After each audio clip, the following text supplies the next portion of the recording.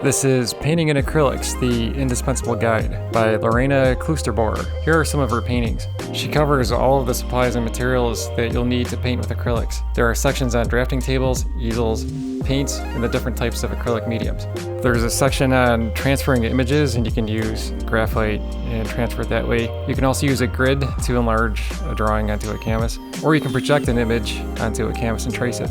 The most interesting part, though, is the section with all the acrylic painting techniques. She covers the traditional approach to painting where you paint a grayscale image called a grisaille, and then you glaze over it with color. While you can leave the painting black and white, artists often glaze over it with color. Here's a demonstration of how she uses grisaille in a painting. So she painted these hard candies using Payne's gray. The color is applied by using transparent glazes. In this example, she's using orange. So here's the finished painting. This book is comprehensive. There's tons of painting techniques in here. It's something you'll probably refer to for years. I highly recommend it. This painting is based upon a project in Mark Nelson's book, Learn to Paint in Acrylics with 50 Small Paintings. I have a link to all my favorite art books and supplies in the description below. The first step is to paint the red ball, draw the horizon line. These brushes are from Arteza. It's a pretty good set for acrylics. So this is cadmium red light. Step 2 is to fill in the table color and the color of the background. Step 3 is to add the dark shadow on the ball of yarn. He uses the cadmium red and carbon black. I don't have carbon black. I use ultramarine blue. It'll make it darker. So it'll be darkest at the bottom. Step 4 is to paint in the individual strands of yarn, and that will create contour lines over the ball that'll make it look more round. Step 5 is to do the same thing but with a lighter color. These are golden open acrylics, and this is the landscape set, but you can also use it for still life paintings and other subject matter. This was a fun little project, and I think the way to improve at painting is to actually make paintings. So get this book and get cracking. The Complete Watercolorist Essential Notebook by Gordon Mackenzie. This is actually 2 books in one. So there's a whole table of colors and pigments that you would use, and he covers all the materials. There are a lot of painting techniques and brush exercises in here. This is really important for every watercolor artist to understand. Greater wetness flows into lesser wetness. So this is a big bubble of water, and that will flow into this area because this is lesser wetness, which is what he's showing right here. It works with brushes too, so if you have dry bristles, you can soak up this puddle of water. If the brush is loaded with water and the paper is mostly dry, the paint will flow from the bristles into the paper. This is the second part of the book that focuses on landscapes. So there's a bunch of demos on how to paint waves. You can create a sky by using graded washes where one color flows into the next. Then you can add graded clouds that go from one color to another. And here's the final painting. If you're into watercolor, I highly recommend you pick up this book. You'll definitely learn something from it. In Plein Air Watercolor by Ron Stoke. He starts out by talking about the importance of drawing. There are a lot of tips about how to draw looser, like you don't want to draw each individual shape, and he says don't be afraid to draw through different shapes and connect them together. Simplifying the subject helps when you paint outside because you don't have as much time to render your subject. There's a whole section on drawing cars, another one on drawing figures. Lots of tips about painting outside and getting set up. There's a number of step-by-step demonstrations, so there's a final painting. I like this section about how he uses colors for his dark areas instead of using black, because the black isn't so interesting as compared to if you used dark color. You can see it creates a lot more interesting grays. He's got a section on painting reflections. I like this quote, "If you can't hit it with a baseball, then don't paint it." The point is, leave out the unnecessary details. I think this is a really good book about how to paint looser with watercolor, especially if you're interested in painting outdoors. Plein Air Techniques for Artists by Amy Erickson. In the beginning, she covers a lot of the basics, such as the materials and gear that you need. But I think what is beneficial about this book is that she addresses a lot of the challenges you'll find in painting outside. One example of that is the lighting outside changes dramatically over the course of the day. She discusses how you can deal with that. If you paint outside, you need a strategy, and one of the basic ones here is what she calls stain it, draw it, paint it. And the idea is that you stain the canvas, do a basic drawing, and then fill in the colors.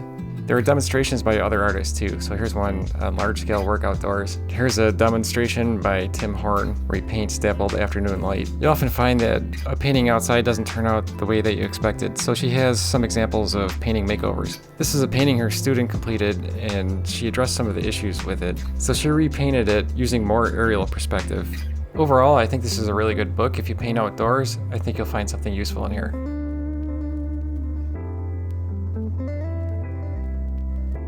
Drawing Landscapes in Pencil by Ferdinand Petrie. He prefers drawing on location, and he talks about the challenges of that. But he starts out by discussing the different types of materials. What I found interesting was the comparison between the different types of papers. In this section about getting started, he talks about creating all the different ranges between black and white using just 7 pencils. And these are all the different pencil strokes that you can do to create different textures. And then here's a whole section on building the drawing. He does a number of value studies to determine how he wants to approach this drawing, and this is the final drawing.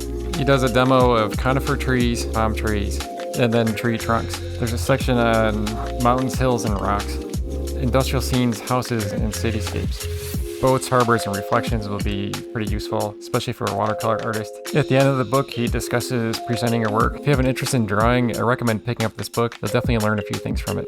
This painting is based upon a project in the book, Learn to Paint in Acrylics with 50 More Small Paintings by Mark Daniel Nelson. Step 1 is to use a number 1 round brush and draw out the lemon shape with yellow ochre. I'm using this set of 12 brushes from Arteza and this set of open acrylics from Golden. Step number 2 is to block in the yellow color of the lemon using a number 4 filbert brush and cadmium yellow. And you can add black to the yellow to make a dull green for the leaves. Step number 3 is to add yellow ochre to shade the side of the lemon. Then add some cadmium yellow medium and a little bit of unbleached titanium to create the light green for the leaf. Step number 4 is to paint in the background color, so I'll just scrub that in. So step number 5 is to put the shadow shapes on the leaf and the cast shadow. There's also a highlight on the lemon itself. I feel like these small projects are a good way to learn how to paint with acrylics. Some final tips: the sculpting tools are great for signing your name in wet paint, and the silicone mat protects my work surface and it's easy to clean. This is the Acrylic Painter by James Van Patten. And the book has a number of tips for creating smoother blends. The beginning section covers a lot of the materials and additives that you can add to acrylic paints. Here's the different types of heavy body acrylics. He mentions open acrylics, which I've been using for years. They definitely dry slower and it makes blending much easier. Interactive acrylics are another option. Once they start to dry, you can mist them with water to keep them wet. This caught my attention, the Van Patten solution, which is a mixture of water, retarder, and flow ease. He says you can spray it on or just dip your paintbrush into it to make your paint dry slower. There's a demo on how he created the smooth blending of this painting here of water. He begins by painting in stripes of color and then he blends them together using a fan brush. In the description on how he painted this still life, he talks about doing a color underpainting where you build up the color in successive layers. I think the strength of this book is that it has a lot of tips on how to create smoother blends with acrylics, which a lot of artists find challenging.